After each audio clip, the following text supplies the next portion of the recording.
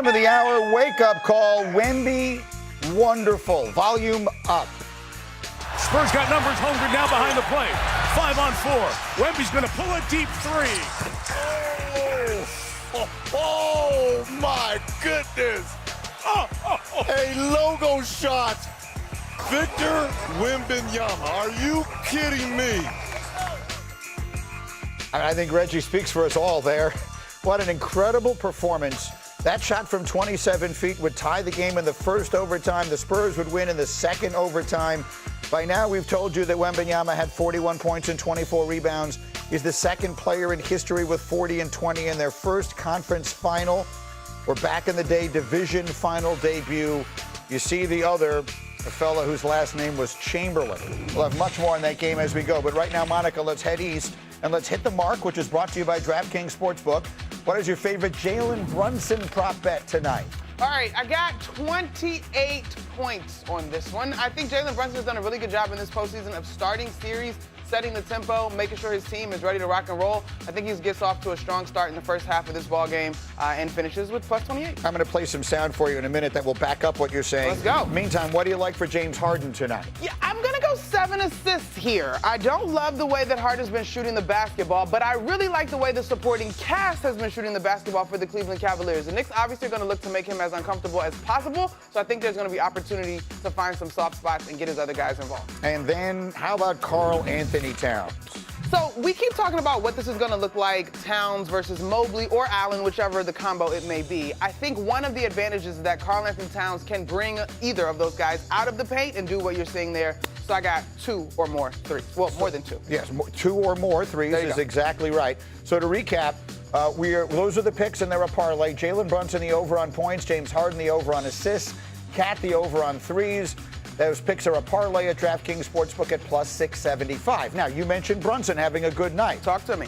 Jeff Teague definitely agrees with you. He thinks Brunson is in line for a huge series. Listen.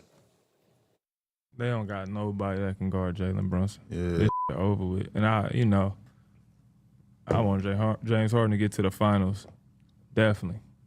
But ain't nobody on that team guard Jaylen Brunson. They don't have nobody.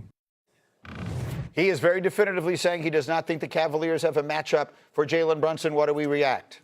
He might end up being right because the Cavs are not a strong defensive team, but they do have a guy that they used on him in the regular season that was very effective, and that's 6'10" Dean Wade, who I expect to be back in the starting lineup tonight after he did not start Game 7.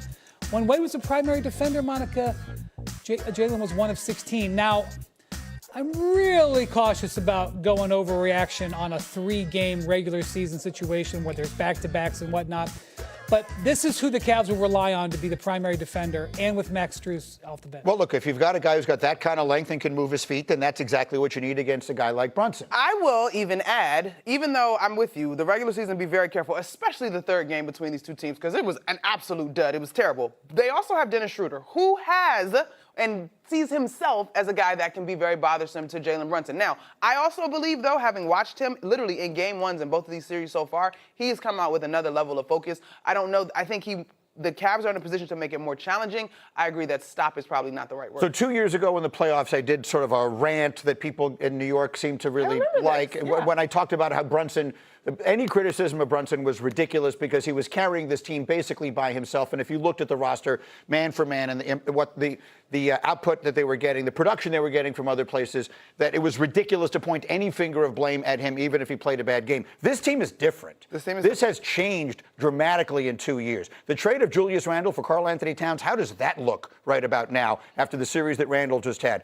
Towns, sometimes you have to listen to people when they talk to you. Like, it's a good lesson for me, even after 30 years doing this, because Towns kept saying, I don't need more shots, I just want the ball. And I'm thinking, that's another way of saying I want more shots. He was actually telling you the truth. Right. He wanted to be more involved in the offense. He has been. Anunoby has emerged as a legitimate star, assuming he is healthy. So while Brunson is still the best player on the team, they have so many other places they can go. To me, that's the difference in these names. And I would say, Greeny, This offense has got more guys moving. Things are coming more fluid. Mikal Bridges, OG Anunoby unlock Karl-Anthony Towns as a facilitator. But as we see in the postseason, if things get bogged down and you have to go to ISO, which Jaylen Brunson has excelled in the last few seasons as a New York Knick, you have a guy that you are confident in those moments. Now, the current offense that they're running has been much more effective for the unit, and I think it's going to present more challenges for Cleveland to defend them. But if it does get slow, you got a guy you can trust. I will say this. If there's one thing that concerns me, again, I was born and raised here.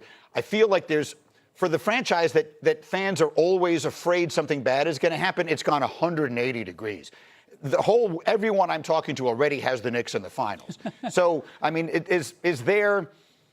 I think a lot of Knicks fans think this is a one-sided series. They got the matchup that they wanted. They got the home court that they wanted. They didn't have to play Boston. They didn't have to play Detroit. How do you see the series from a big picture as we get set for it to start? First off, the Cavs have a player in Donovan Mitchell who can take a game. You know, he had a 39-point half in the last round. I wouldn't say he's playing his best basketball, but they have a guy who can come in and has come into Madison Square Garden in the past and taken a game from them. That's a big key. The second thing is the Cavs do have a very malleable defense. They can switch and stuff like that. They do have good big man defenders. Jared Allen has come off a couple of very important games in his playoff career. The Cavs are more dynamic than the Sixers were. This is a different challenge. The Cavs are maddeningly inconsistent in everything that they do, and that has driven their fans crazy. They are not a team that is a 4-seed talent-wise. They are a team defensively and consistency-wise who are a 4-seed. Quickly, and I want to get back to the Spurs, and I got the football guys sitting for a minute, but as you're getting set to do the game tonight on radio, what are you watching for early? In the first quarter, what are you watching that will give you a sense of how you think this is going to go? Turnovers. I think the Cavs have averaged 13 turnovers over the course of the season. They're up to 16 in the postseason. The Knicks have done an outstanding job of making teams pay for turning the basketball over. And so if the Cavs can avoid that, I'm with you. The Donovan Mitchell, James Harden one-on-one matchup could get really tricky. So I think turnovers in the flow of the game, the speed of this one I'm curious about. All right, so it starts tonight again. We'll have it for you on ESPN. We'll get back to Wembanyama in a few minutes. But let me get the football guys. Jaylen Brunson, he got it. I like what I'm seeing. Feeling the groove. Scintillating moves. Bullseye. Some Mitchell madness. Roller coaster for sure. The journey shows you who you are. Michael Wilbon back here with us, and the Knicks have outscored their opponents by nearly 20 points per game. That's the best point per game differential in a 10-game span in the playoffs in NBA history. So, Michael, I have to ask you, what has clicked for New York in this postseason? Everything. Everything's clicked. When you win in games by a 50-point margin in the playoffs, everything's clicking. We know that Jaylen Brunson has been his usual clutch self, although he hasn't had to be dramatic because the games haven't been close enough for the most part, not since very early that 1-2 deficit against Atlanta in the first round. But, you know, Karl-Anthony Towns is a totally different role. He looks like a different player, and the Knicks offense looks so different with so much of the offensive action running through him. And the pass and the assist totals for Cat in the playoffs have jumped incredibly. And so everything, I mean, what the Knicks do need is a healthy Anunoby. I mean, they need him for his two-way game, but also defensively, they're going to need that most likely against Cleveland. So everything so far has been clicking for the New York Knickerbockers. All right, Michael, let's talk about this Cavs team coming off that 7-game series against the East top seed, the Detroit Pistons. What do you expect to see from Cleveland coming into tonight's Game 1? Well, I mean, we expect to and think about the Cavs through the lens of Mitchell and Harden, right? I mean, that's what everybody's going to talk about. Scoring, how dynamic the backcourt is. Either one of those guys. I don't know if Harden can still put up 50. Maybe he could. But certainly Donovan Mitchell can and has in playoff games. But this is about, you know, Allen and Mobley to me. The force they played with, you go back to Game 7 in the Toronto series, and then late, you know, 5, 6, and 7 in the Detroit series. You know, Allen and Mobley, they're going to be the important players, particularly, again, dealing with Cat. And the Knicks can play Mitchell Robinson with Karl-Anthony Towns if Mike Brown chooses to do that. So I think those two guys are going to be every bit as important as their dynamic backcourt teammates. And if you look at the Cavs, 10th straight game that they're playing on just one day of rest. Meanwhile, your Knicks, Amina, haven't played since May the 10th. So a serious rest versus rust situation here. Waking up with us early this morning on SportsCenter, Michael Wilbon.